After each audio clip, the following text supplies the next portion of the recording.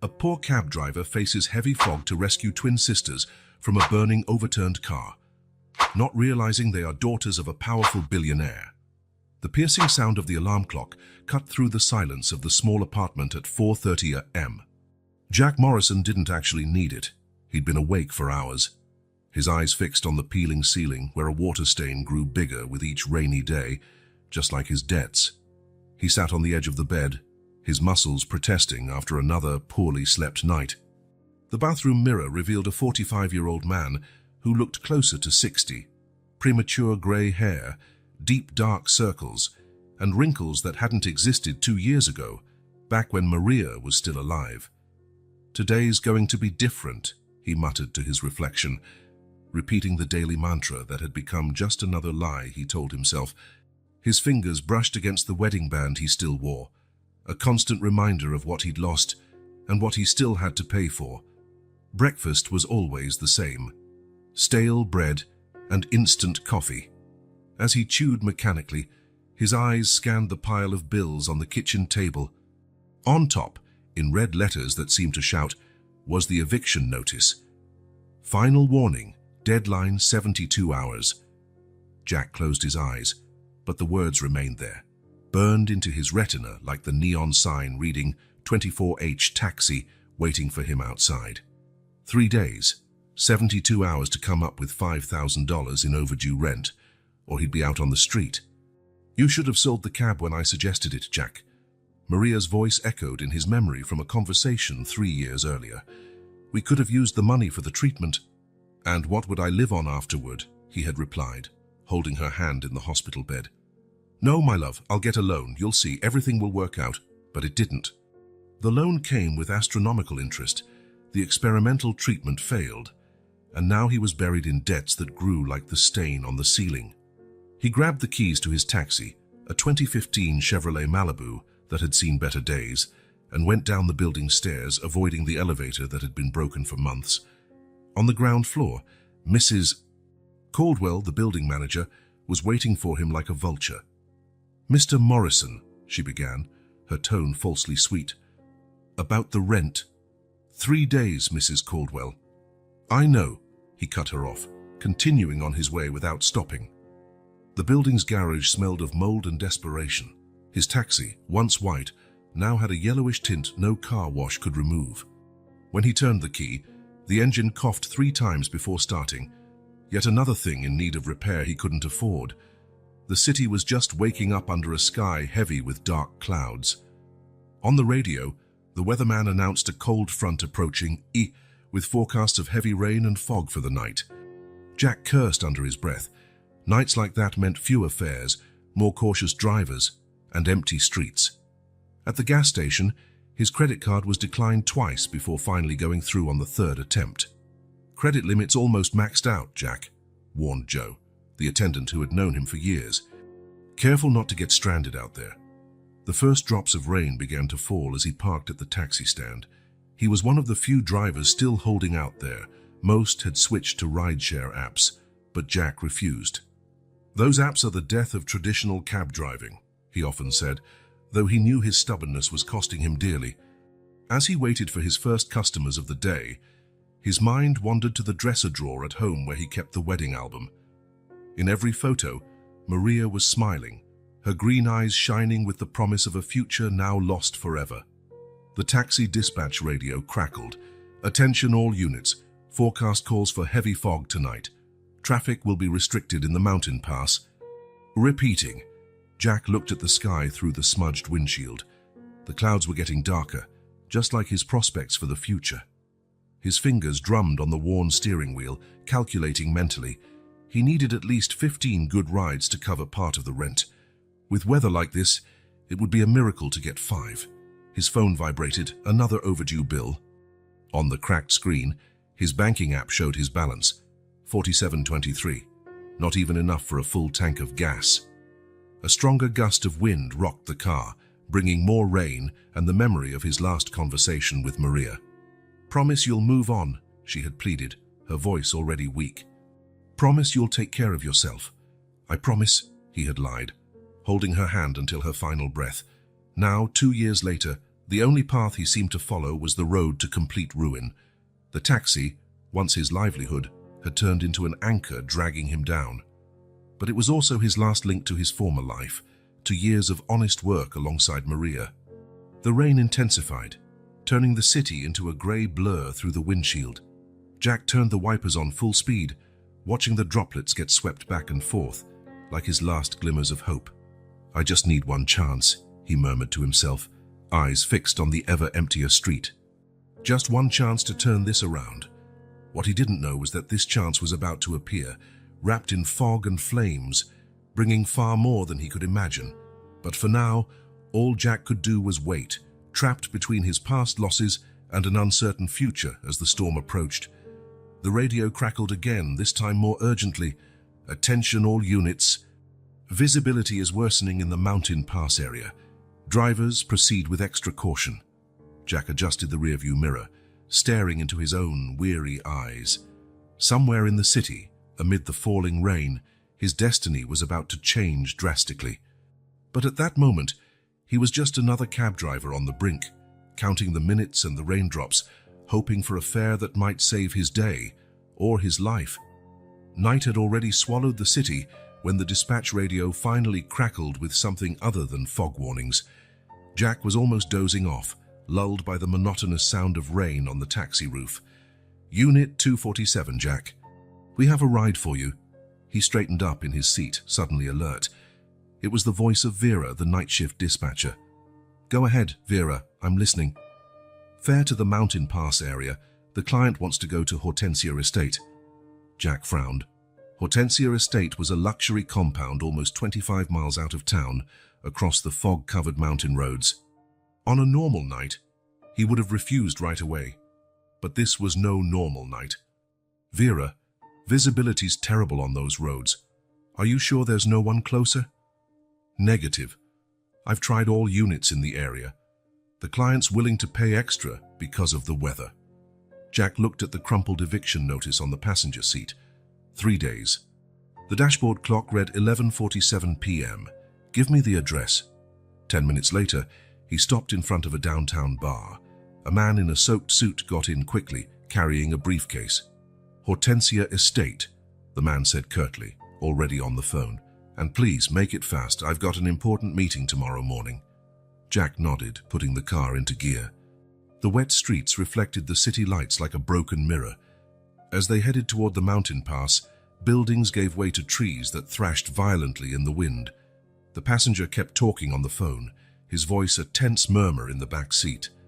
Jack's eyes remained on the road, which grew more treacherous by the minute. The fog descended like a white shroud, swallowing the taxi's headlights. Then the lights appeared in his rearview mirror. At first, they were just 2 bright dots cutting through the fog, but they were coming up fast, too fast for those conditions.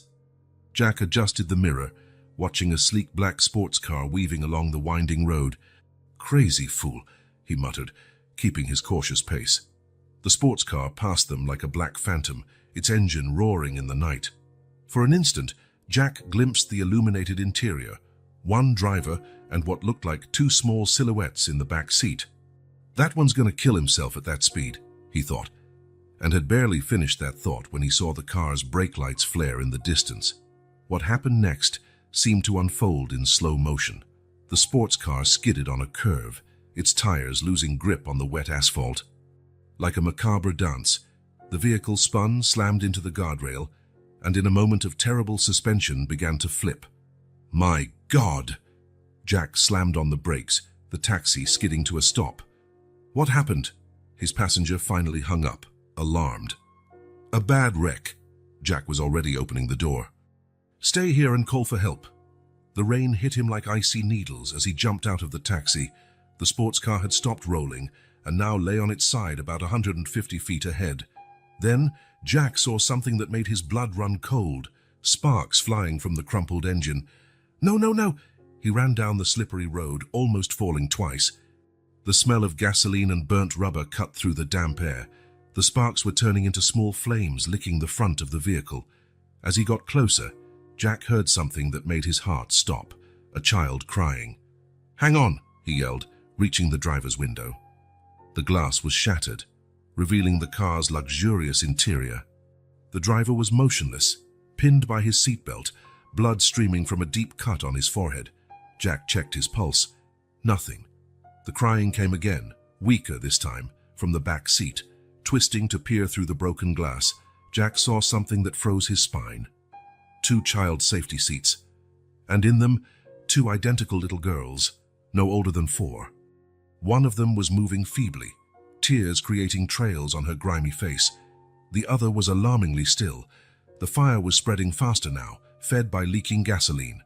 Jack tried the door handle, locked. He tried breaking the rear window with his elbow, but it was bulletproof glass. "Help!" The child's voice was almost a whisper. "Hang on, sweetheart. I'm getting you out." The heat was intensifying. Smoke was starting to seep into the car through the mangled hood. Jack ran back to the taxi, stumbling in the darkness. "There are kids in that car," he shouted to his passenger, who was still on the phone with 911. "I need something to break the glass." The man opened his briefcase, frantically rummaging. "Here." He pulled out a solid metal paperweight. "Will this do?" Jack grabbed it and sprinted back to the burning car. Flames now covered the entire hood, dancing dangerously close to the windshield. With all his strength, he hammered the rear window once, twice, 3 times. On the 4th attempt, he finally managed to smash a hole big enough. Smoke was thick inside the car. The 2 girls coughed weakly, their tiny hands grasping the seat belts. Jack squeezed through the hole, ignoring the shards of glass slicing into his arms. "I'm getting you out," he said, fumbling with the first seatbelt. The conscious girl stared at him with wide, frightened eyes. "What's your name, sweetheart?" Emma," she whispered between coughs. "Okay, Emma, hold on tight around my neck." With a click, the belt came free. Jack lifted Emma in his arms and carefully passed her through the shattered glass to his passenger, who stood ready to receive her. "My sister," Emma cried as soon as she was safe. "Olivia." Jack was already back inside the car, wrestling with the second belt. Olivia was starting to stir, coughing in the increasingly thick smoke. A loud popping noise came from the engine. Jack knew what it meant. He had only seconds before the explosion. "I'm not leaving you here," he muttered, finally managing to undo the second belt. He scooped Olivia into his arms and contorted himself back toward the opening. That was when he felt the heat at his back. With a deafening roar, the fuel tank exploded. Jack hurled himself out of the car, shielding Olivia with his body, rolling across the wet asphalt as a fireball consumed what was left of the vehicle. For a moment, all he could hear was the crackling of flames and the ragged sound of his own breathing. Then other sounds returned, Emma's cries, distant sirens, the rain still pouring down. "Olivia?" he asked softly, looking down at the girl in his arms. She coughed and opened her eyes, the same green as her sister's. "It hurts," she murmured. "I know, sweetheart. But you'll be okay. You both will." Jack sat on the wet asphalt, holding a twin in each arm, watching the flames devour the remains of the luxury car. Only then did he notice the gashes in his arms, blood mixing with rain. The sirens were much closer now.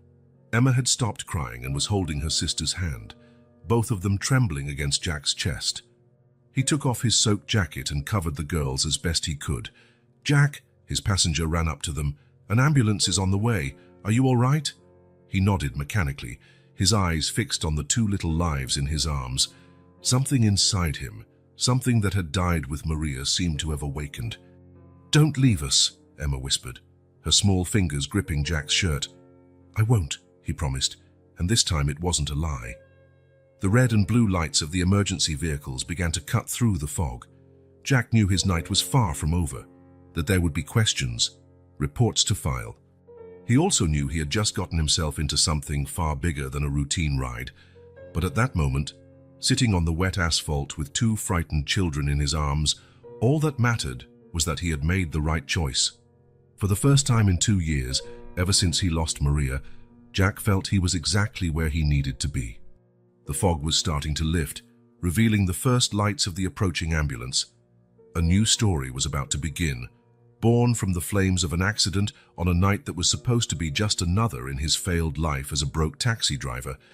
And as the sirens drew closer, Jack held the 2 girls tightly, knowing that, somehow, This wasn't the end of a terrible night, but the start of something new, something that would change his life forever. St. Luke's Hospital was a towering structure of glass and steel against the still dark early morning sky. The rain had eased to a light drizzle, but the air remained heavy and damp. In the ER entrance, fluorescent lights created a surreal glow that made raindrops look like floating diamonds. Jack sat in an uncomfortable chair in the waiting area, his clothes still damp from the rain, stained with soot and blood. The smell of burning seemed to cling to his skin, mixing with the antiseptic odor so typical of hospitals. His arms stung under the makeshift bandages a nurse had applied as soon as they arrived, but he barely felt the physical pain. His thoughts were on the double doors through which the twins had disappeared, surrounded by a medical team speaking technical terms he didn't understand. Emma had not wanted to let go of his hand.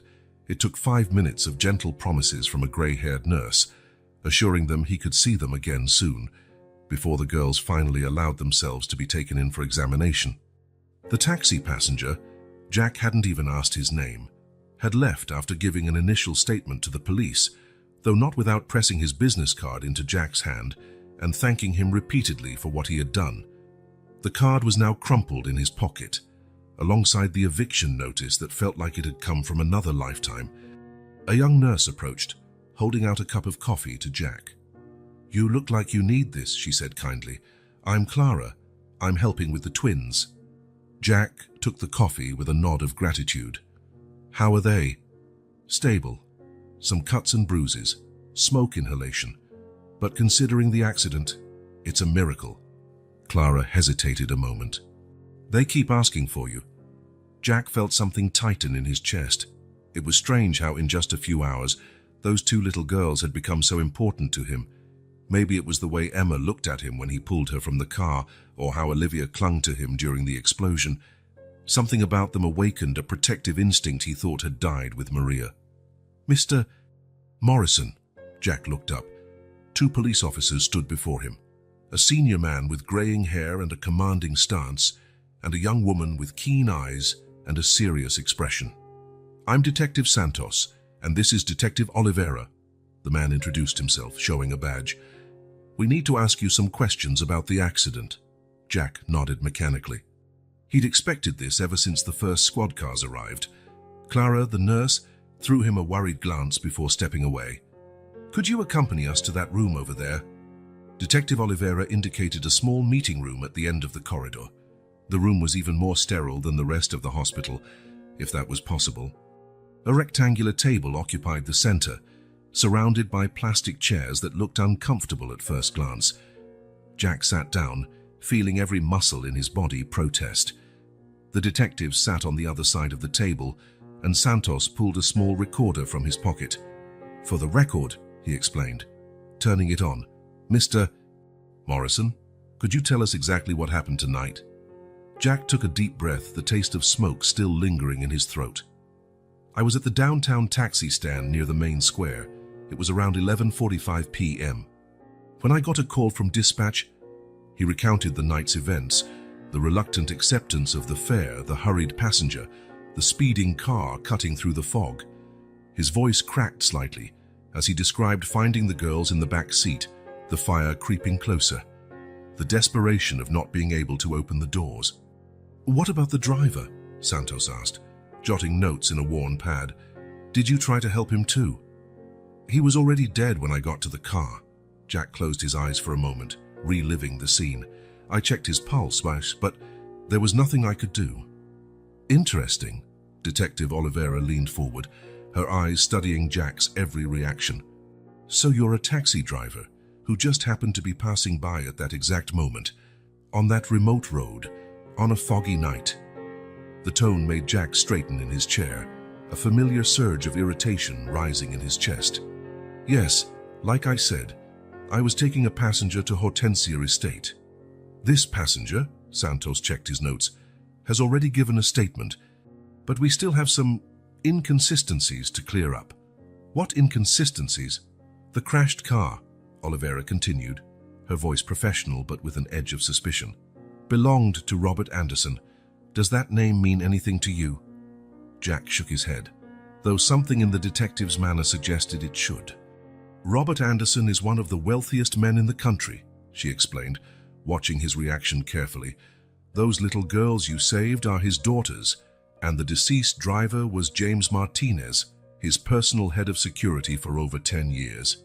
And, Jack asked, starting to see where this was going.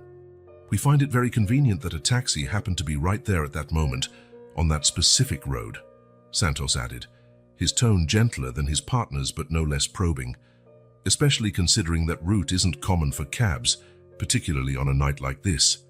Jack felt a wave of anger surge inside him. Are you suggesting I had something to do with the accident? We're just doing our job, Mr. Morrison, Oliveira replied coolly, pulling a folder from her bag. Your financial history shows you're in a rather desperate situation. Mounting debts, unpaid loans, an eviction notice. How did you... It's our job, Mr. Morrison, Santos interrupted gently. We have to explore every angle, and you have to admit your financial struggles, combined with the circumstances of this accident. So you think I... What? Caused the crash somehow, then risked my own life to save the girls? Jack held up his injured arms, the bandages still stained with blood. What kind of brilliant plan would that be? We've seen more elaborate schemes, Oliveira commented. Maybe you plan to play hero, expecting a generous reward from a grateful father. Jack stood up so abruptly that his chair toppled over. You're telling me I orchestrated an accident that killed a man and almost killed 2 children for money? The door to the room burst open, cutting off his furious outburst. A tall man in his 40s, wearing a suit that, despite being rumpled, exuded wealth and power, stormed in. His piercing blue eyes swept the room, a mixture of fear and fury etched on his aristocratic face. Where are my daughters? His voice was deep and authoritative, the kind used to giving orders and being obeyed. Mr. Anderson, Santos stood up quickly, his tone shifting to something more respectful. Your daughters are being treated. The doctors. And who are you? Anderson turned to Jack, his eyes blazing with an intensity that would intimidate weaker men. This is Jack Morrison, Oliveira began. I saved your daughters, Jack interrupted, meeting the billionaire's gaze. Something about the man's arrogance, combined with the detective's accusations, had ignited his natural stubbornness. And if you'll excuse me, I promised them I'd be around when they woke up. He moved toward the door, ignoring the detective's protests. Anderson blocked his path, his physical presence as imposing as his aura of authority. My driver, a man who worked for me for 10 years, is dead, he said in a low voice, each word laced with a veiled threat. My daughters almost died. If I find out you had anything to do with it... Jack! The childish cry sliced through the tension in the room like a sunbeam cutting through storm clouds. Emma stood in the doorway, still in a pale green hospital gown, her blonde hair disheveled, a bandage on her forehead. Clara, the nurse, was right behind her, clearly upset she hadn't been able to stop the little girl from running off. Emma! Anderson turned, his arms automatically extending toward his daughter, but the child ran straight to Jack, hugging his legs tight. You promised you wouldn't leave, she said, her voice thick with tears she was trying to hold back. Olivia woke up and she's crying because you're not there. Jack knelt down, ignoring the pain that shot through his injured arms, and hugged the small girl. The scent of smoke in her hair had been replaced by children's shampoo, though he could still see smudges of soot that a quick scrub hadn't removed. I'm sorry, Princess. The police needed to talk to me for a bit. Daddy... Emma finally noticed Anderson, but she didn't let go of Jack's hand. Her green eyes, identical to her sister's, sparkled with restrained tears. Jack saved us. He climbed into the car when it was on fire and got me and Olivia out. He's a hero like in the movies. Anderson looked from his daughter to Jack, his expression shifting subtly. There was still distrust there, but now it was mixed with something else. Confusion, perhaps, or the beginning of a re-evaluation. Clara seized the moment to step forward, her young face creased with concern. Mr. Anderson, your other daughter is asking for Jack as well. The doctors think it would be good for them to have a familiar presence right now, the trauma from the accident. She trailed off when she realized all eyes were on her, blushing slightly. Robert Anderson was known in the business world for his corporate empire, built on cold, calculated decisions that made him a billionaire before 40. His photo often appeared in business magazines, always in well-crafted poses projecting power and control. But at that moment, watching his small daughter clinging to the hand of the taxi driver who saved her, he was just a frightened father trying to understand a situation that had spiraled out of his control. "Let's go see your sister," he said at last, his voice gentler. Then to Jack, "All of us." The room they were taken to occupied the entire west wing of the floor, with a panoramic view of the hospital garden. Dawn light was beginning to tint the horizon pink and gold, casting soft shadows on the high-tech medical equipment surrounding the bed where Olivia sat. The little girl clutched a teddy bear. Jack noticed the hospital's logo on its paw, likely part of a program for child patients. Her eyes, identical to her sister's, lit up when she saw him enter. "You came back!" she exclaimed, stretching her arms toward him. Her voice was raspy, probably from inhaling smoke. Jack approached the bed, Emma still holding his hand. Anderson watched from the doorway, his face an unreadable mask of conflicting emotions. "How are you feeling, sweetie?" Jack asked, sitting on the edge of the bed. He noticed she also had a bandage on her forehead, mirroring her sister's. "My head hurts," she answered honestly. "But Nurse Clara said it's normal after hitting it." "You're hurt too," she pointed at his bandaged arms, her expression more worried than a typical 4-year-old's. "They're nothing," he forced a casual smile. "I've had worse scrapes cleaning my taxi." The two girls giggled, and the sound of their laughter seemed to lighten the tension in the room. Emma climbed onto the bed to join her sister, and the two immediately started whispering to each other, occasionally glancing at Jack and their father. Anderson approached slowly, as if afraid to break the bubble of normalcy that had formed. "Emma, Olivia, the doctor says you need to rest a bit." "Is Jack staying?" Emma immediately asked, squeezing her sister's hand. Anderson looked at Jack for a long moment. Something changed in his eyes. The fear and suspicion were still there, but now there was also something deeper, more human. "Mr. Morrison," he said formally, "may I speak with you in the hallway?" Jack nodded, promising the girls he'd be right back. In the corridor, morning light was stronger now, revealing how exhausted Anderson looked. The richest man in the city seemed to struggle for words, something Jack suspected wasn't common for him. Anderson Mansion rose against the late afternoon sky like a modern castle, its sleek lines of marble and glass reflecting the day's last rays of sunlight. Jack watched the imposing structure through the limousine window Robert had sent to pick him up, feeling more out of place than ever in his single suit, bought 3 years ago for Maria's funeral and now looking even more outdated. The driver, a middle-aged man with a military bearing who introduced himself only as Thompson, had arrived punctually at 7 that evening at Jack's tiny apartment. Jack could still feel Mrs. Caldwell's curious stare when he got into the luxurious vehicle, probably the first time a limo had ever parked on that narrow suburban street. "We've arrived, Mr. Morrison," Thompson announced, pulling up smoothly to an ornate wrought-iron gate. The gate opened silently, revealing a driveway lined with meticulously trimmed century-old trees. The limousine glided over the immaculate gravel path, the stones making a soft sound under the tires. Jack took in the gardens stretching in all directions, perfectly manicured lawns, beds of exotic flowers, a marble fountain that looked straight out of a European palace. "Impressive, isn't it?" Thompson remarked, noticing Jack's gaze. "But wait until you see the interior." Jack adjusted his tie for the 10th time since leaving home. The cheap fabric seemed to chafe his neck, a constant reminder of just how out of his element he was. In his pocket, the eviction notice felt like a ton of bricks. He'd brought it without really knowing why, maybe as a reminder of his reality.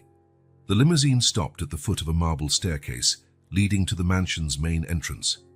Thompson opened the door with the same deference he'd show any of the house's usual guests.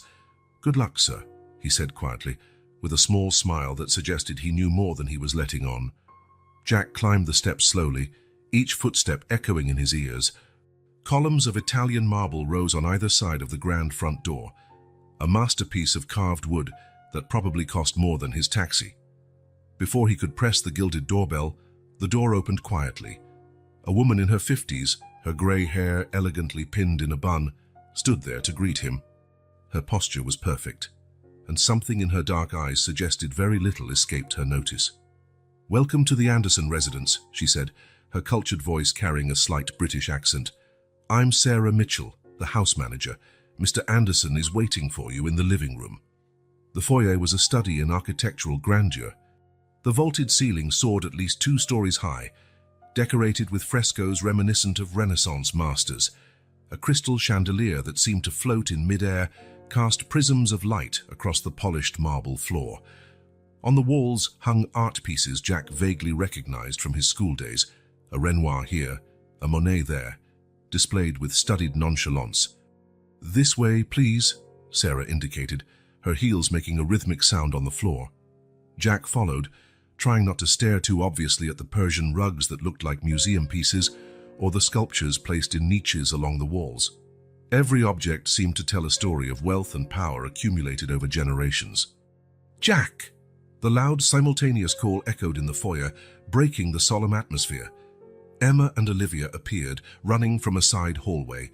They still had small bandages on their foreheads, but their faces were lit up with identical smiles. "Girls," Sarah scolded, her tone stern but with a note of fondness. "What did we say about running in the house? And about proper behavior with guests?" "Let them be, Sarah," a deep, amused voice said. Robert Anderson emerged from the same corridor the girls had come from, wearing a casual suit that probably cost more than Jack's entire rent debt. "They've spent the whole day talking about tonight."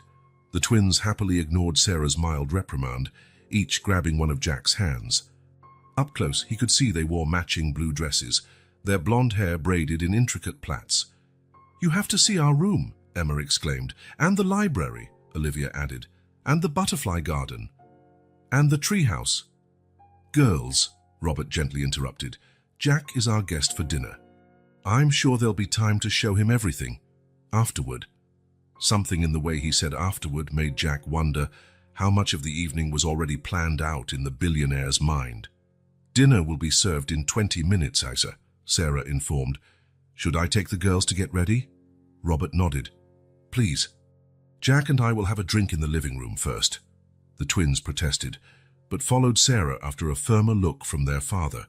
Jack watched them ascend the grand curved staircase, their giggles echoing in the formal setting. "Right this way," Robert indicated a set of double doors to the right. The living room was about the size of Jack's entire old apartment. Floor-to-ceiling windows offered a spectacular view of the illuminated gardens, where the fountain he'd seen earlier danced with colored lights. A marble fireplace dominated one wall, large enough for a grown man to stand inside. Above it, an oil portrait showed a young, beautiful woman with the same green eyes as the twins. "Catherine," Robert said softly, noticing Jack's gaze. "My wife. She passed away during childbirth." "I'm sorry," Jack offered automatically, though the words felt inadequate. "Whiskey?" Robert asked, moving to a meticulously carved bar. "I have a 25-year-old Macallan I think you'll appreciate." Yes, thank you," Jack accepted, seating himself in a leather armchair that probably cost more than his overdue rent. Robert poured 2 generous servings into crystal glasses that clinked softly as he placed them on a side table. "So, Jack," he began, settling into the opposite armchair. "How are your arms?" Jack unconsciously touched the bandages under his jacket sleeves. "Better? Just superficial scrapes." "Scrapes you got saving my daughters," Robert noted, his eyes studying Jack intently. "You know, I did some digging on you after I left the hospital." Jack took a sip of the whiskey, letting it burn down his throat before replying. "I figured as much. The detectives were wrong to suspect you," Robert went on. "But I understand why they did. Your financial situation." "Mr. Anderson." "Robert, please." "Robert," Jack corrected, feeling uneasy. "You don't have to—" "Dinner is served, sir," Sarah announced from the door, saving Jack from finishing his sentence. The dining room was even more impressive than the living room. A massive mahogany table that could easily seat 50 dominated the space, though only 4 place settings were laid out, the fine china and silverware gleaming under a crystal chandelier. The twins were already seated, chatting animatedly with each other. Their eyes lit up when Jack entered, and he couldn't help but smile when he saw they'd saved a seat between them for him. "Your place is right there," Robert indicated with a smile, taking his seat at the head of the table. The first course was served, a cream of asparagus with truffles that probably cost more than what Jack used to spend on a week's groceries. Sarah supervised the service with silent efficiency, her eyes occasionally studying Jack's interaction with the girls. "So, Jack," Robert began after a few moments of quiet, broken only by the clink of cutlery, "tell us more about yourself." Jack hesitated, aware of the multiple pairs of eyes on him. "There's not much to tell, really. I've been a taxi driver for 15 years. Before that, I worked with my father in his mechanic shop." "And your family?" Robert asked softly. "I lost my parents a few years back. A car accident, ironically." Jack paused, fiddling with the silver spoon. "And my wife, Maria." He felt the familiar tightness in his chest. "It's been 2 years." "I'm sorry," Robert said, genuine empathy in his voice. "How did she—" "Cancer," Jack answered, noticing Sarah pause slightly as she poured the wine. "The experimental treatment was our last hope. It ate up all our savings, and a few loans I'm still paying off." The twins, one on each side of Jack, listened in attentive silence, their little faces grave. "You have no other relatives?" Robert asked, his tone carefully neutral. "No, it was just me and Maria." "Like us," Emma exclaimed suddenly. "Daddy said our mommy went to heaven when we were born." An awkward silence fell over the table. Sarah quickly began serving the main course, a filet mignon that, under different circumstances, would have made Jack's mouth water. "You know," Robert said after a moment, setting his utensils aside, "losing Catherine was the hardest thing in my life, but the girls—" He looked at his daughters affectionately. "They saved me, gave me a purpose." Jack nodded, understanding exactly what he meant. "Jack," Robert continued, his tone turning more formal, "I want to help you." "Mr. Anderson, Robert—" "No, let me finish." Robert raised a hand. "You saved my daughters, risked your life for them without knowing who they were, without expecting anything in return. Let me clear your debts." Jack felt his face grow hot. The offer was tempting, more than tempting. It was the solution to all his problems. But something inside him resisted. "I can't accept—" "I also have another proposal," Robert continued as though he hadn't heard. "Ever since the accident, I've been thinking a lot. I need a trusted driver for the girls. Someone who actually cares about them, not just an employee doing a job." Jack looked at Emma and Olivia, who watched him with hopeful eyes. In the few days since the accident, they had become surprisingly important to him, filling a void he hadn't realized could still be filled. "Please, Jack," Emma begged, grabbing his hand. "You promised you wouldn't go away," Olivia added softly, her green eyes identical to her sister's, full of seriousness beyond her years. Jack felt something tighten in his chest again. The same feeling he'd had when he pulled them out of the burning car, a protective instinct, a deep desire to keep them safe. "I need to think," he finally said, his voice husky. "It's a lot to process." Robert nodded sympathetically. "Of course. Take your time. But know the offer stands, both the job and the debt relief, independently of each other." The rest of the dinner was filled with lighter conversation, the twins excitedly telling school stories and making grand plans that always included Jack, while Sarah observed everything with an expression that was part curiosity, part caution. Dessert, an artistic chocolate creation Jack almost felt guilty destroying, was served on the terrace. The night was pleasant, and the garden lights created an almost magical atmosphere. The twins, clearly getting sleepy despite their excitement, curled up on either side of Jack on a garden sofa, while Robert watched them with a thoughtful smile. "They've grown attached to you," he commented quietly. "I've never seen them like this with anyone besides Sarah." Jack looked at the girls, now dozing lightly against his shoulders. "They're special." "They are," Robert agreed, "and they need special people in their lives." He paused meaningfully. "Think about my offer, Jack, not as charity, but as an opportunity. For all of us." When the limousine dropped him off at home later, Jack stood on the sidewalk for a long time, staring at his taxi, a companion of so many years, his last connection to his old life. The contrast between the two vehicles seemed a perfect symbol of the dilemma he faced. The decision weighing on him felt as overwhelming as the luxury of the Anderson mansion, crushing and intimidating. It would be easy to see Robert's offer as charity, as something that threatened his hard-earned independence. But there was something more, something in the twins' smiles, in the way they instinctively trusted him, in how his presence seemed to fill a void in that family's life. Jack pulled the crumpled eviction notice from his pocket, rereading the words that, just days ago, had seemed like a death sentence. Now that paper represented a crossroads in his life. On one side was his pride and independence, symbolized by the aging taxi parked by the curb. On the other, a chance to start anew, to be part of something bigger than himself. A night breeze ruffled the paper in his hands, carrying with it the faint scent of the Anderson gardens. For a moment, Jack thought he heard the girls' laughter echo in the night, but it was just his memory playing back moments from dinner. He slipped the notice back into his pocket and looked up at the starry sky, thinking of Maria. What would she say if she were here? What advice would she give, with that calm wisdom she always had? "I just need one night," he murmured to himself, climbing the stairs to his building. One night to think. But in his heart, as he turned the key in his tiny apartment door, Jack was already beginning to suspect what his decision would be. Perhaps fate, in its mysterious wisdom, had bigger plans for a broke cab driver than simply vanishing into the night. Jack took one last look around his small apartment, now empty, except for a few worn cardboard boxes holding his belongings. 3 days had passed since the dinner at the Anderson mansion.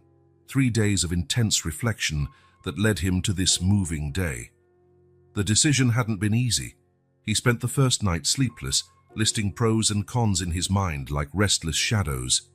The second night, he drove his taxi around the city, visiting the places that marked his life with Maria. The restaurant where they had their first date, the park where he proposed, the hospital where he lost her, as if seeking the past's permission to move on. It was on the third night that clarity came, ironically during a fair. An elderly woman he drove to the cemetery to visit her husband remarked, as she got out of the car, "Sometimes life offers us second chances disguised as difficult choices." "All set, Mr. Morrison?" Thompson, the Anderson driver, asked from the door. He'd insisted on helping with the move, bringing the family's van instead of the limousine. "Yes," Jack replied, picking up the last box, the one containing photos of Maria. "And you can call me Jack." The ride to the mansion was quiet but comfortable. Thompson occasionally glanced in the rearview mirror with an understanding look, as though he knew exactly the whirlwind of emotions Jack was feeling. "You know," Thompson said as they neared the mansion gates, "it felt odd to me at first, too. I come from a simple background, like you. But the Andersons, they have a way of making you feel like you're part of something bigger." The staff quarters were in a separate wing of the main house, but by Jack's standards, they were luxurious. His new room was larger than his entire old apartment, with a prime view of the gardens and furnishings fit for a 5-star hotel. "Mr. Anderson insisted on having the room renovated for you," Sarah informed him, her professional tone masking any personal opinion on the matter. "Breakfast is served at 6:30 a.m. in the staff kitchen. The girls need to be ready for school at 7:45. Jack nodded, absorbing the details as Sarah continued rattling off rules and procedures. This was a whole new world with protocols and expectations that had never been part of his reality as a taxi driver. "And Jack," Sarah paused at the door, her face softening slightly, "welcome to the Anderson family." The first few weeks were a constant exercise in adaptation. Jack learned not only how to navigate the mansion's maze-like corridors, but also the complex social hierarchy among the staff. There were older employees like Sarah and Thompson, who wore their years of loyalty like invisible badges. Others eyed him with a mix of curiosity and skepticism. After all, he'd seemingly jumped several rungs of the usual ladder. The routine started early. Jack woke at 6:08. Faisal took a morning jog around the gardens, Robert's suggestion to familiarize himself with the property, then prepared for his first duty of the day, driving the twins to school. Jack, guess what we're doing in class today?" was Emma's daily greeting, always the first down the stairs with Olivia right behind. The girls' school was an elite institution on the outskirts of the city, attended by the children of high society. The first few times he parked among the Range Rovers and Mercedes belonging to other parents, Jack felt curious stares. The new Anderson driver was a topic of interest, especially after word got out about the dramatic rescue. "Is it true you ran into a burning car to save the twins?" one of the mothers asked one day, her tone hovering between admiration and suspicion. "I just did what anyone would," Jack replied, the same response he always gave. But it was at night that the most intriguing aspects of his new life appeared. The twins, usually cheerful and chatty by day, often woke with nightmares. "Jack," Olivia's trembling voice reached him one night through the intercom in his room. "Can you come here?" He found them huddled together in Emma's bed, their eyes wide with fear. "The same dream?" They nodded. "The car. It was spinning again," Emma whispered. "But this time you didn't get there in time." Jack sat on the edge of the bed, as he had on many nights over the past weeks. "But I did get there, right? And I always will." It was during one of these nights he noticed something odd. Sarah was in the hallway when he left the girls' room, and her reaction to seeing him was peculiar. She seemed nervous, almost afraid, and mumbled something about checking the windows before hurrying away. It wasn't the only time. Jack began noticing patterns, conversations that ended abruptly when he approached, meaningful glances exchanged among the older staff, the tension whenever the accident was mentioned. Thompson was the most obvious. The veteran driver, usually so calm and composed, became visibly uncomfortable whenever talk of the accident came up. Once, when Jack mentioned the road conditions that night, Thompson dropped his coffee cup, completely out of character. Robert also had his moments. More than once, Jack caught him in the office late at night, poring over what looked like accident reports. On one occasion, he heard an intense argument between Robert and someone on the phone. "I don't care what the report says," Robert's voice carried through the solid door. "That car was checked daily. James would never—" The voice trailed off when Sarah appeared in the corridor, giving Jack a look that was both a warning and a question. The twins, and in their innocence, sometimes let slip comments that seemed like puzzle pieces of a bigger mystery. "Uncle James always drove slowly," Olivia mentioned one day while Jack was driving them to ballet class. "He said safety comes first. And that night he was going really fast," Emma added, frowning. "It wasn't like Uncle James." Jack filed away every piece of information, every suspicious reaction, every conversation cut short. There was something bigger going on here, something everyone either knew or suspected, but wouldn't openly talk about. His own position in the mansion was a study in contrasts. To the twins, he was a figure of absolute trust, almost a second father. To Robert, he was the savior turned reliable ally. But to the rest of the household, particularly the older staff, he was an unknown variable, someone who had entered their lives through extraordinary and potentially dangerous circumstances. Sarah, especially, seemed torn in her opinion of him. One moment she was almost maternal, making sure he was adjusting well to the household routine. The next, he'd catch her watching him with a worried expression, as though afraid his presence might trigger something unwanted. Weeks turned into a month, and Jack found himself more integrated into the mansion's daily life. Mornings were filled with the twins' laughter, afternoons with lessons and activities, nights with bedtime stories and occasional nightmares. He learned each girl's preferences. Emma preferred orange juice at breakfast, while Olivia only drank hot chocolate. He learned their fears. Emma was afraid of heights, Olivia of the dark. He learned to be not just a driver but a protector, a confidant, a constant presence in their lives. But he also learned to observe, to notice the little details that seemed out of place in this seemingly perfect world, like how Thompson always double-checked the brakes before any trip, how Sarah kept a locked file in her office that she never mentioned, how the other staff sometimes exchanged worried looks when they thought no one was watching. One night, while taking his final walk through the gardens, a habit he'd developed since moving in, Jack paused near the fountain where he'd had his first serious conversation with Robert.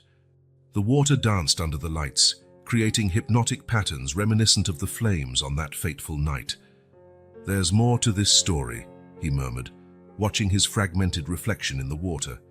"And I'm going to find out what it is." The sound of a window shutting on the upper floor made him look up. For a moment, he thought he saw Sarah moving away from the office window. But when he looked again, the window was dark and still, as if nothing had happened. Jack returned to his room that night with more questions than answers. The luxury that surrounded him, a king-size bed, Egyptian cotton sheets, a marble bathroom, felt strangely inadequate given the mysteries he was beginning to sense.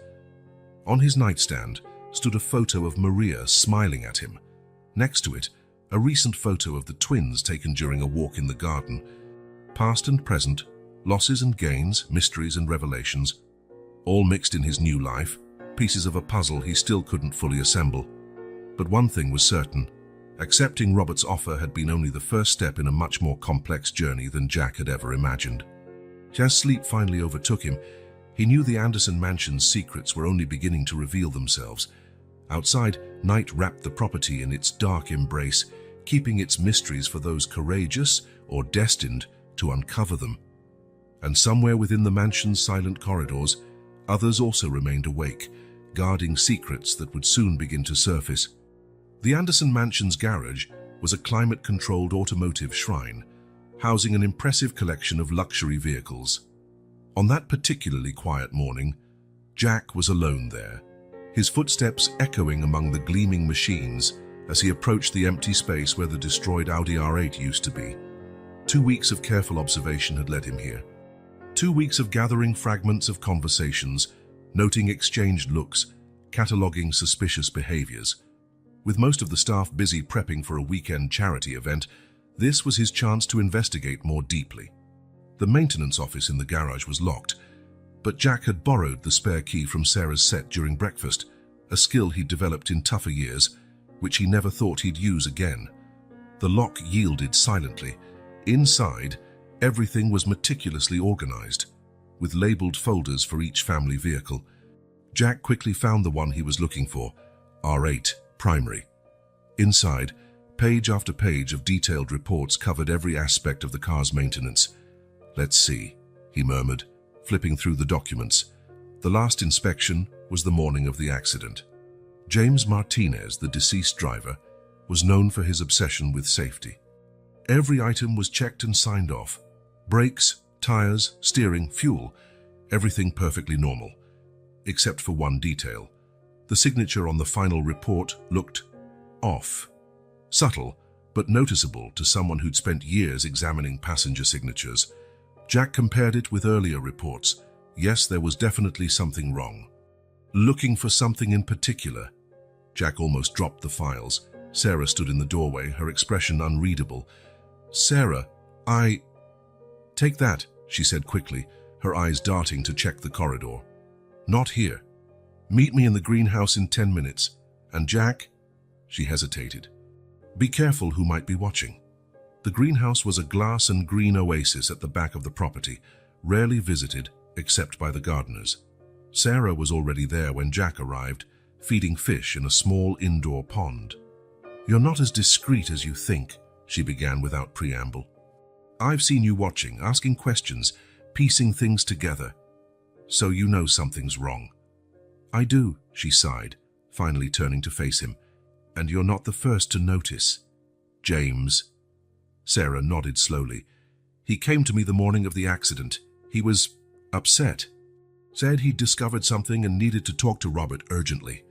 But he never got the chance." "No," her voice shook slightly. "And now he's dead." Jack processed the information. "The report I found in the garage..." "Faked," Sarah confirmed. "James would never sign off on a report without personally doing the inspection. And that morning he was with me discussing his suspicions. Why didn't you tell the police?" "Because I have no concrete proof, and because..." She lowered her voice. "I don't know who I can trust." Footsteps outside made them freeze, but it was just a gardener passing by. Sarah waited for him to move on before speaking again. James found something in the company's financial records. Suspicious transfers, questionable contracts. He thought someone was siphoning off large sums of money. And that someone wanted to silence him, Jack concluded. By using the twins as a distraction, Sarah agreed bitterly. Everyone would be so focused on the drama of their rescue that nobody would question the details of the accident too deeply. But they didn't count on a stubborn cab driver showing up at the right moment. No, she almost smiled. That definitely wasn't in their plan. The girl, Jack began. They mentioned that James was acting differently that night. How so? Olivia said he always drove slowly, that safety comes first. But that night, he was speeding, a child's voice finished. Sarah and Jack turned sharply. Emma stood among the ferns and still in her school uniform. "Sweetheart, what are you doing here?" Sarah asked, trying to keep her voice calm. "I forgot my science book," Emma replied, but her eyes stayed on Jack. Uncle James was different that night, Olivia noticed first. "Different how, Emma?" Jack asked gently, crouching down to her level. "He didn't sing with us in the car. He always sang, and his hands..." "His hands?" "They were shaking," she demonstrated with her own fingers. Olivia asked if he was sick. "He said everything was fine, but he was crying. I saw it in the mirror. Then he started driving really fast, and then..." Sarah quickly hugged the girl, who had begun to cry. "It's okay, sweetheart. You were very brave to tell us this." Jack exchanged a meaningful look with Sarah over Emma's head. James knew something was about to happen. He was scared, possibly forced into something against his will. "Emma," Jack asked softly, "do you remember if Uncle James talked to anyone before you left that night?" The girl sniffled, thinking, "He was on the phone. He seemed mad. Then a black car stopped near the gate, but it didn't come in. Did you see who was in the car?" She shook her head. "It was dark. But after the car left, Uncle James acted differently." Sarah narrowed her eyes. "A black car. Thompson mentioned seeing an unfamiliar Lexus driving around the property that week." "We need to find out who was in that car," Jack said. "The security cameras," Emma exclaimed suddenly. "Daddy always says the cameras see everything." Jack and Sarah looked at each other again. The security footage. How had they not thought of it? "Emma, dear," Sarah said, "this stays between us, okay? Think of it as a secret mission." The girl nodded solemnly, her eyes shining with the excitement of being part of a mission. "I'll take her to get a snack," Sarah decided. "Meet me in the security room after everyone's asleep. Thompson does his round at midnight, so we'll have about a 30-minute window between shifts." Jack agreed, his heart pounding at the thought of finally getting solid evidence. But as he watched Sarah lead Emma away by the hand, a disturbing thought struck him. If their suspicions were correct, they were dealing with people willing to orchestrate an accident that almost killed 2 innocent children. The mansion at night was a different place. The normally bustling corridors became silent tunnels of shadow and moonlight.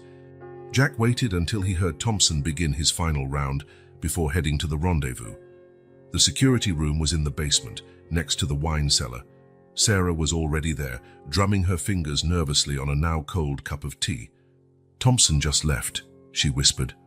"We have about 25 minutes until the next shift arrives." The security system was state-of-the-art, multiple monitors showing every angle of the property. Sarah typed a password quickly, accessing the files from the night of the accident. "James insisted on upgrading the whole system 6 months ago," she explained, scrolling through the files. "Said we needed triple backup for everything." "He knew something was coming," Jack muttered.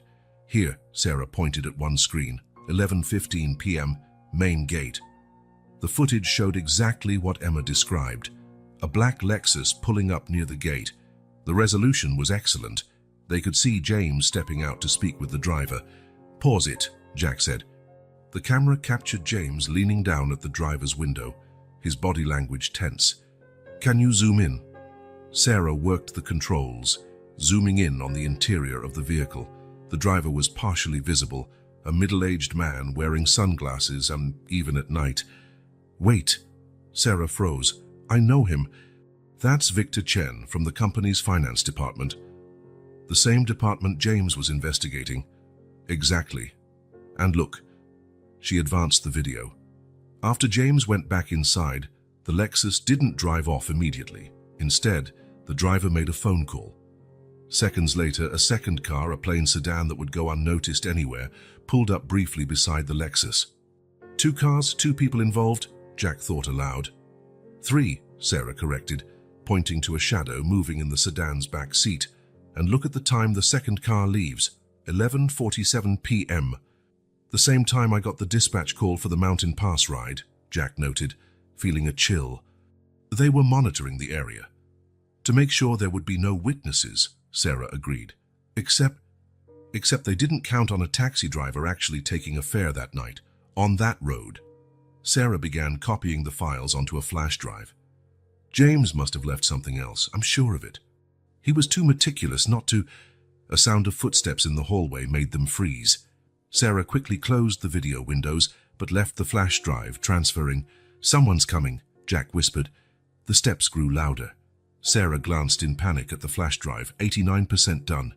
Distraction, Jack decided quickly. "Give me your tea." As the footsteps reached the door, Jack pretended to stumble, spilling the tea on his arm and yelling in pain, a convincing performance, helped by his still healing burns from the rescue. The door opened to reveal Thompson, who rushed in to help. "Morrison, you okay?" "Sorry," Jack moaned. "I came to get some painkillers from Sarah and ended up... Let me grab some ice." Sarah seized the opportunity, discreetly removing the now complete flash drive. "You shouldn't be down here at this hour," Thompson frowned, though his tone showed concern more than suspicion. "My fault," Sarah returned with the ice. "He was in so much pain I thought I should help." Thompson accepted the explanation, even offering to help Jack back to his room. On the way, Jack noticed the veteran driver seemed nervous, checking the shadows more often than usual.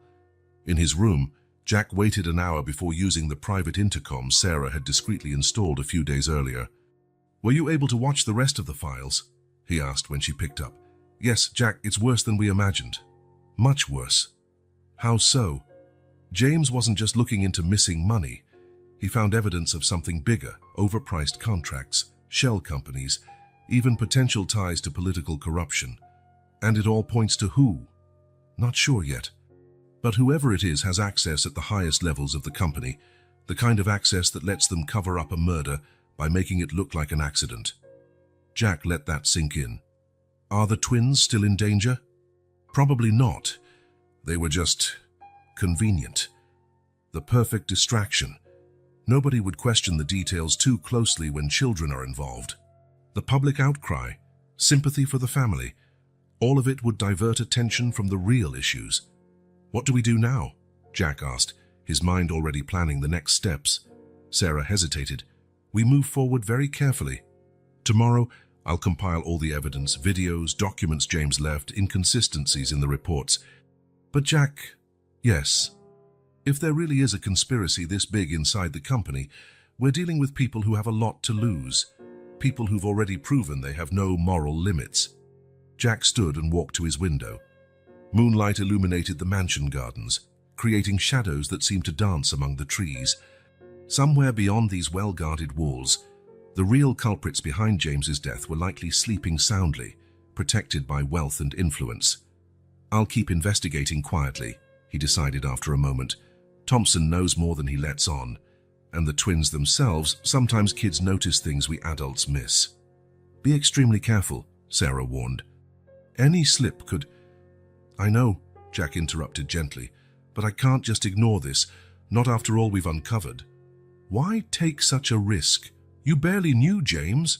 Jack glanced at the 2 photos on his nightstand, Maria smiling in their final summer and the twins laughing in the garden, their joyous voices almost audible through the image. "It's not just for James, sir," he admitted.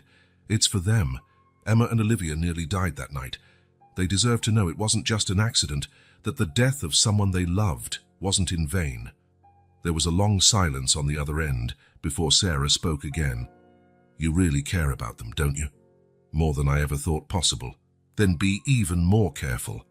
They've already lost enough people."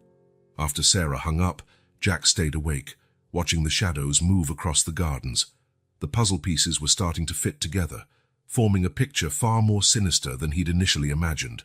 Tomorrow would be another day of outward normalcy, driving the girls to school, smiling at the other staff, keeping up appearances.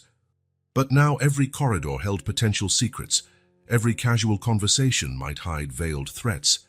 The night breeze rustled the curtains, carrying the scent of roses from the garden. Jack thought about how much his life had changed in the past months, from a bankrupt taxi driver to the guardian of potentially lethal secrets. "I'll protect you," he murmured to the twins' photo. "No matter the cost." Night stretched on, and with it grew the certainty that the real battle was only beginning. A silent battle, fought in the shadows of a mansion hiding far too many secrets. And Jack, a former cabbie placed by fate in the right place at the right time, now stood at the center of a conspiracy far beyond a simple car crash. Outside, the trees whispered in the darkness, as if trying to warn him. Some secrets are too dangerous to be unveiled. But Jack had already crossed the point of no return. The truth, like the flames that night on the mountain road, once ignited, could not be easily extinguished. And as sleep finally took him, one last certainty formed in his mind. Tomorrow would be the day to start figuring out how to share these discoveries with Robert. For now, in the shadows of the night, he and Sarah were the sole guardians of a truth that could shake the very foundations of the Anderson empire. It was just after 9 in the morning when Jack and Sarah met in the hallway leading to Robert's office. The twins were already at school, and the mansion carried on its normal routine, unaware of what was about to happen. "Are you sure you want to do this now?" Sarah asked, nervously adjusting the folder she held. Jack nodded. He'd rehearsed this moment dozens of times through yet another sleepless night. The longer we wait, the more time they have to cover their tracks. Robert's office occupied an entire wing on the second floor, overlooking the gardens. His secretary announced them over the intercom. "Mr. Anderson, Jack Morrison, and Sarah Mitchell are here. They say it's urgent." There was a pause before the response. "Send them in." Robert stood by the window when they entered, an untouched cup of coffee on his mahogany desk. His immaculate suit contrasted with the tired lines on his face. He'd been sleeping poorly ever since the accident. "Did something happen to the girls?" was his first question, concern evident in his voice. "No, sir," Sarah replied quickly. "They're fine, but we need to show you something." "About the accident?" Robert frowned, indicating the chairs in front of his desk. "Go on." Jack and Sarah exchanged a look before she opened the folder and spread documents across the desk. "It started with some inconsistencies, Jack noticed," Sarah explained, her professional tone belying her nervousness. "The maintenance report on the car that day. As they presented the evidence, the forged signature, the camera footage, James's odd behavior, Robert's expression went from skeptical to confused to understanding, and finally to something Jack had never seen on his face before, pure fear. "Stop!" Robert raised his hand as Sarah started explaining the suspicious money transfers. He stood abruptly, walking to the bar in the corner of his office. He poured himself a whiskey, downed it in one gulp, then turned to face them. "You're telling me James's death, that the accident with my daughters, was planned?" "Yes, sir," Jack answered. "And whoever planned it had access to the top levels of the company." Robert returned to his chair, collapsing into it as though his legs could no longer hold him. James. He was acting strange that week. He must have found something, I'm right? "He uncovered evidence of substantial embezzlement," Sarah explained gently. "Bloated contracts, shell companies, and instead of coming straight to me," Robert ran a hand over his face, looking years older in minutes. "He was going to, that day," Jack interjected, "but someone found out. The video shows him confronted at the gate by Victor Chen." "Victor?" Robert's eyes widened in shock. "My CFO." Sarah played the video on her tablet. Robert watched it in silence, his features hardening as he witnessed the sequence of events leading up to the accident. "My daughters," his voice cracked. "They used my daughters as a smokescreen." "The tragedy of the accident would divert any deeper investigation," Sarah explained. "Nobody would question too much with 2 children involved." Robert stood again, but this time his posture was different. The vulnerability had morphed into a contained fury that made Jack understand how he'd built such a powerful empire. "Sarah, get Thompson. I want the entire house on lockdown. No one enters or leaves without my express authorization." He picked up the phone. "I'm calling our legal team and the police. Jack..." "Yes, sir?" "You know the city's streets. You have contacts from your taxi days." "Some," Jack confirmed. "Use them. We need to trace Victor's every move over the past few weeks, where he's been, who he's met." "I've already started making some calls," Jack admitted. "I've got friends in hotels, restaurants, other cab drivers who work the financial district." Robert nodded in approval. "Good. Very good." He paused, glancing again at the accident photos. "Why didn't you come to me earlier with this?" "We wanted to be certain," Sarah replied. "And we were trying to spare the girls more trauma." The mention of his daughters hit Robert like a punch. He walked to the window again, gazing at the gardens where Emma and Olivia used to play. "They trust you both," he said finally. "Especially you, Jack. After the accident, I've never seen them attach themselves so quickly to someone." "They're special," Jack replied simply. "They are," Robert agreed, his eyes glinting with determination. "And whoever had the nerve to involve my girls in this sick game is going to learn exactly what a father is willing to do to protect me." The next few hours were a whirlwind of activity. The police arrived discreetly in unmarked cars to avoid drawing attention. Detectives Santos and Oliveira, the same ones who had questioned Jack at the hospital, listened to the report with increasingly grave expressions. "We should have dug deeper," Santos admitted, reviewing the evidence. "But with the dramatic rescue of the girls..." "Exactly what they wanted," Oliveira concluded bitterly. Jack spent the rest of the day on phone calls and discreet meetings with old contacts. Years of driving a cab had given him access to an informal network of informants, doormen, valets, waiters, people who observed without being noticed. "Victor's been showing up at a restaurant by the docks," an old taxi colleague informed him. "Always on Wednesdays, always with the same man." "Which man?" "Don't know the name, but he's a known figure, a politician from what people say." Each piece of information was relayed to the investigators, who were building a bigger picture of the conspiracy. But it was Sarah who found the most critical clue among the files James had hidden. "Look at this." She showed Jack a series of money transfers, all to the same offshore company, all personally authorized by Victor. But the company doesn't exist, it's just a front. The sound of doors opening downstairs cut her off. Children's voices echoed down the hallway. The twins were back from school. "How do we explain all this to them?" Sarah whispered. Jack peered out the window as Emma and Olivia climbed out of the car, their colorful backpacks and innocent smiles a stark contrast to the gravity of the situation. "Gently," he finally replied. "Very gently." Night fell on the Anderson mansion with an air of simmering tension. Discreet additional security was deployed, cameras rechecked, protocols reinforced. In the library, Robert remained with lawyers and investigators, planning next steps. Jack did his final check of the corridors before retiring. He paused briefly at the twins' room, where they slept peacefully, oblivious to the turmoil their home had become. "Nothing's going to happen to you," he promised in a low voice. "Not this time." In his own room, he reviewed the day's notes one more time. Tomorrow, the first phase of the operation would officially begin. The police had arrest warrants ready, based on the evidence he and Sarah had gathered. But as he prepared to sleep, Jack couldn't shake the feeling they were only scratching the surface of something much bigger. Victor Chen was an important piece, yes, but was he truly the mastermind behind it all? The night wind carried the scent of the rose garden mixed with something else, the unmistakable smell of an approaching storm. Somewhere in the city, powerful people certainly already knew their scheme had been discovered. The question was, what would they do about it? One step at a time, Jack murmured to himself, a habit he'd developed in his hardest days as a cab driver. Tomorrow would be the day the truth began to emerge publicly.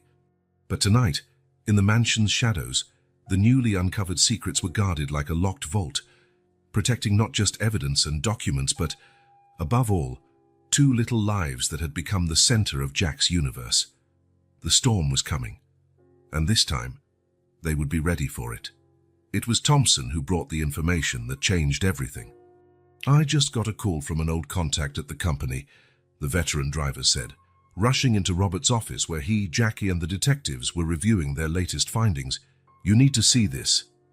He set an old file on the desk. The paper was yellowed, but the Anderson Enterprises logo was still visible in the corner. "This is from 15 years ago," Thompson explained, hands trembling slightly as he opened the folder. "From the dissolution of the partnership with Marcus Wellington." Robert visibly tensed at the mention of that name. "Marcus? What does he have to do with this?" "Everything," Thompson replied, spreading out the documents. "He never accepted the way the partnership ended. He vowed that one day—" "Wait," Detective Oliveira interrupted. "Who is Marcus Wellington?" "My former business partner," Robert answered, his voice tinged with old bitterness. "We started the company together, but he changed. He began making questionable deals, threatening the company's reputation. I forced him out to save everything we built. And he swore revenge," Jack concluded, beginning to understand. "But that was 15 years ago," Detective Santos objected. "Why now?" "Because now he had the right backing," Thompson explained, pulling more documents from his folder. "Look here.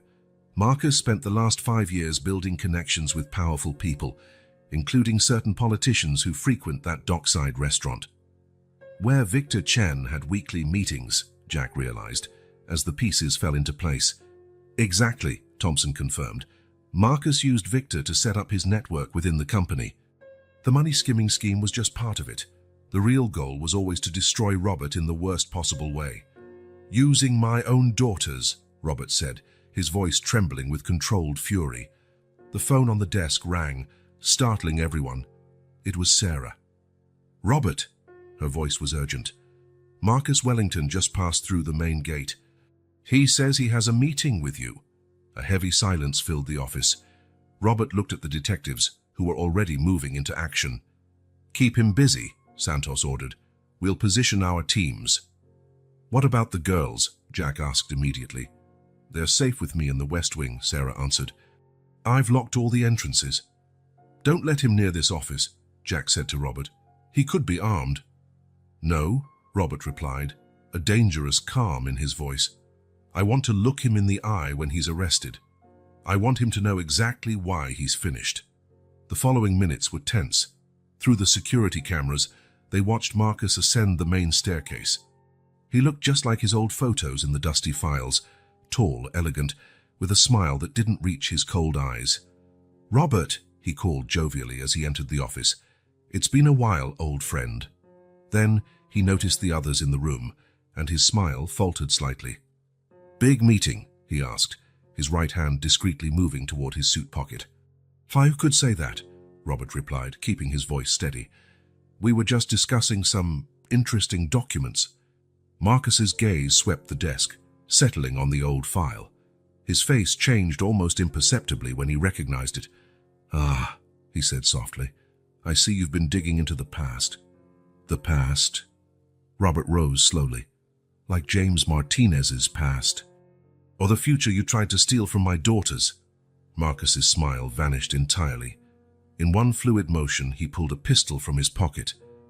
"You shouldn't have gone there, Robert," he said icily. "Everything was perfectly planned. Victor was the perfect scapegoat." "But you and your meddling employees," he shot a venomous glare at Jack, "just couldn't leave it alone. Like the crash that nearly killed my daughters," Robert demanded, anger making his voice quiver. "They're 4 years old, Marcus. 4. "Collateral damage," Marcus shrugged. "Nothing personal, just business." That was the last straw. Robert lunged, but Jack was faster. Years on the streets had taught him how to read people and anticipate moves. He tackled Robert at the exact moment Marcus fired. The bullet flew harmlessly over their heads. Chaos erupted. Marcus bolted for the door as the detectives drew their weapons. Jack didn't hesitate. He jumped up and gave chase. They raced down the main stairs, across the foyer and into the garage. Marcus was surprisingly quick for his age, but Jack knew every inch of the property after months living there. "He's heading to the east garage," he shouted into the radio Santos had given him. "He'll try to use the service exit." Marcus reached a black Porsche, smashing the window with the pistol's handle. Jack sprinted to the nearest Audi, the same model as the one destroyed in the crash, ironically. "Jack!" Thompson appeared, throwing him a set of keys. "Take mine, it's already prepped." The Audi roared to life under Jack's experienced hands. In the rearview mirror, he saw police cars arriving at the property, but this was his chance to finally get justice, not just for Emma and Olivia, but for James, too. The chase spilled into the city streets.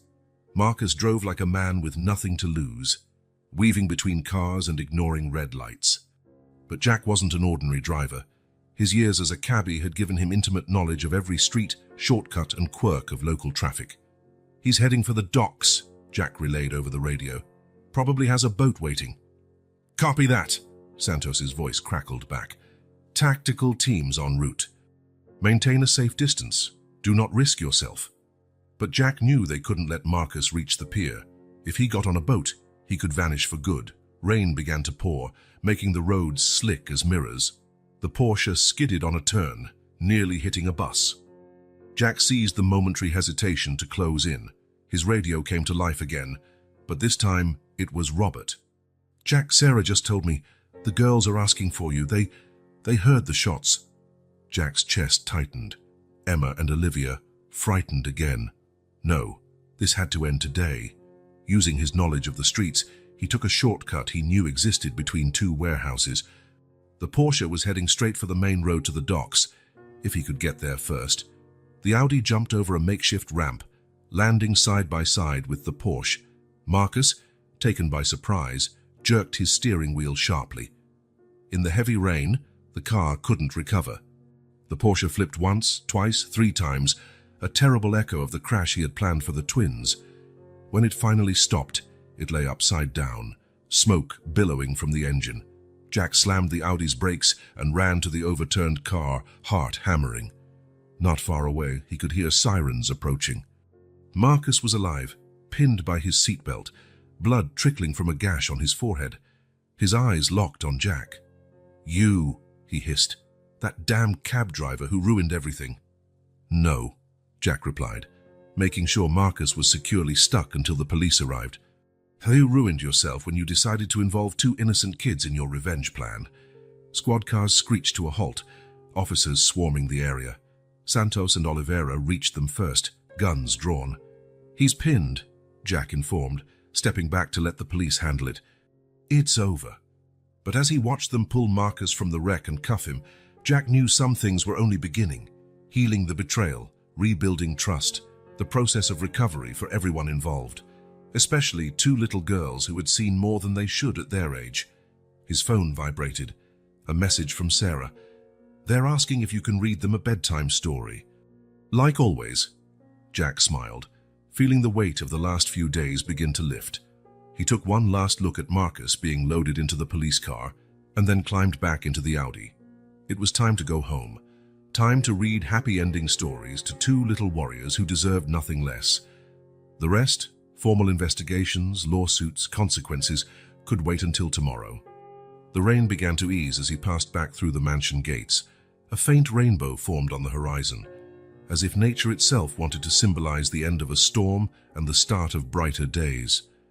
Jack parked the car and took a deep breath, letting the adrenaline of the chase dissipate.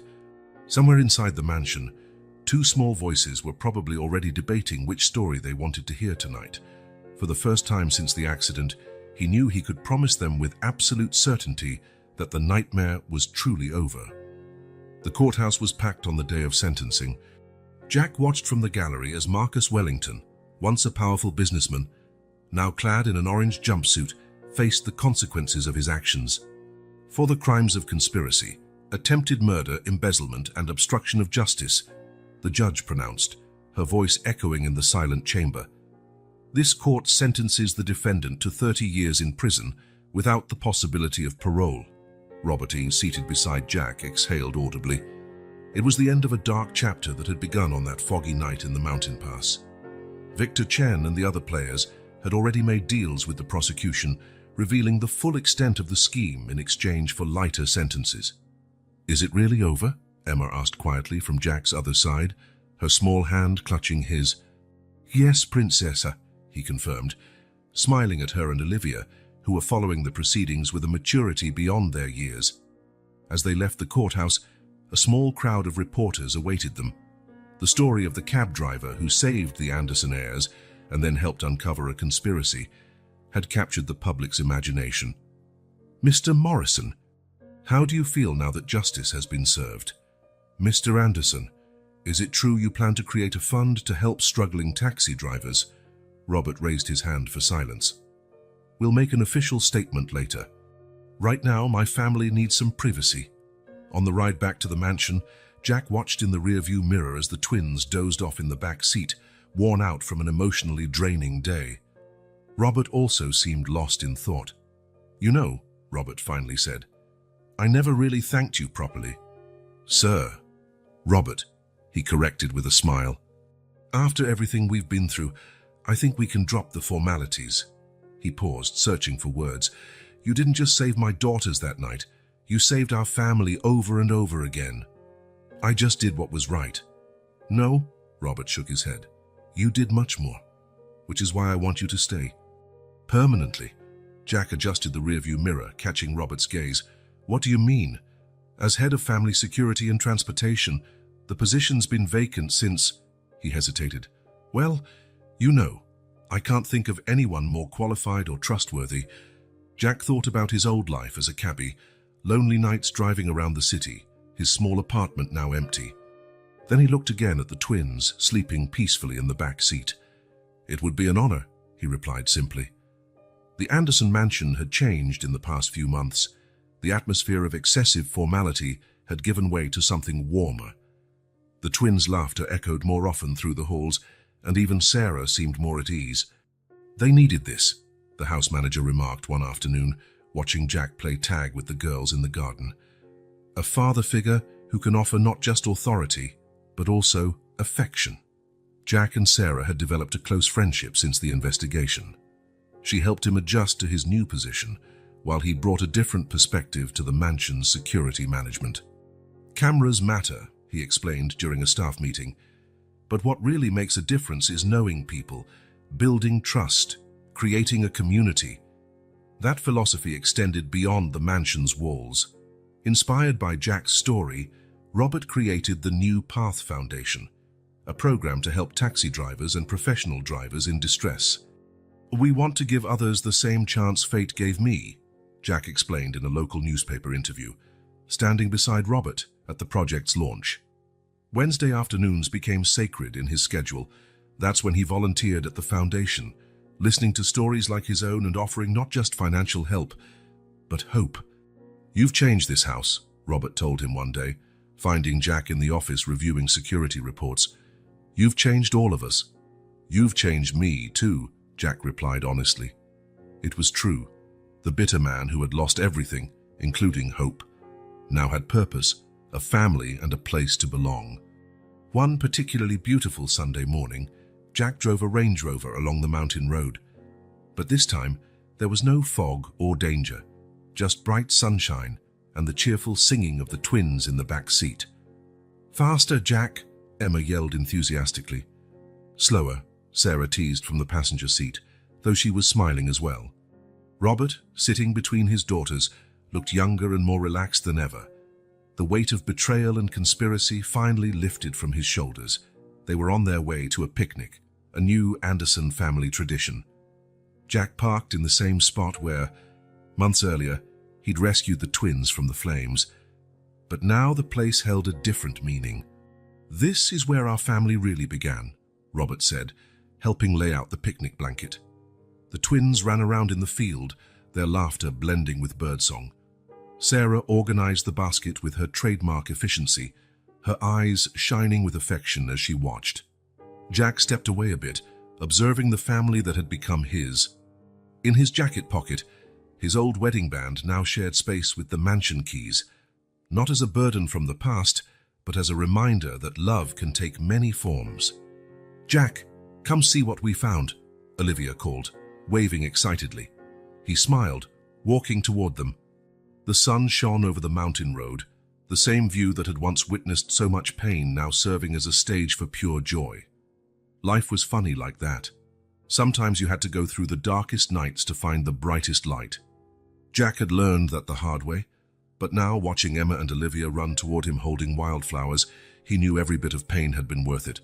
"For you," they said in unison, offering him their makeshift bouquets. Jack knelt down to accept the gifts, his heart overflowing with love for these little ones fate had placed in his path. It wasn't the life he'd planned, but it was exactly the life he needed. "Thank you, my princesses," he said, pulling them into a hug. And there, under the bright blue sky of the mountains, surrounded by his new family, Jack Morrison, ex-cab driver, reluctant hero, and now guardian of two precious little souls, finally found his true path.